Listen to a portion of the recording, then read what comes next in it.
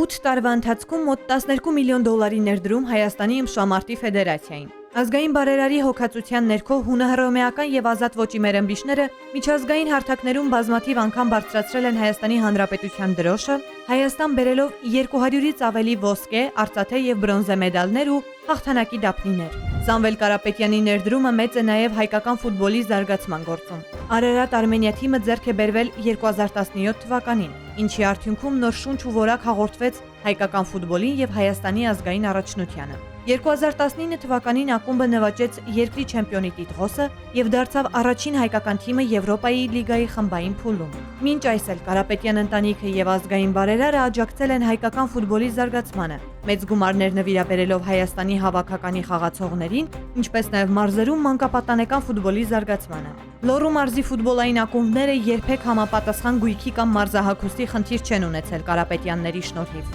Խորին հարգանք 7-րդ խաղերի բացման եւ փակման արարողությունների գլխավոր հովանավոր Տաշիր գրուպ ընկերության նախագահ Սամվել Կարապետյանին։ Ես ուզում եմ հատուկ շնորհակալություն հայտնել Տաշիր բարեգործական հիմնադրամին Սամվել Կարապետյան։ Այսպիսի շնորհակալություններ հնչել են համահայկական գրեթե բոլոր խաղերում, որոնց անցկացման, մասնավորապես բացման, փակման պաշտոնական արարողությունների գլխավոր հովանավորն է եղել բարերար Սամվել Կարապետյանը, նպաստելով սպորտի միջոցով աշխարհասփյուր հայ երիտասարդների Հայաստանում համախմբմանը եւ հայրենաճանաչությանը։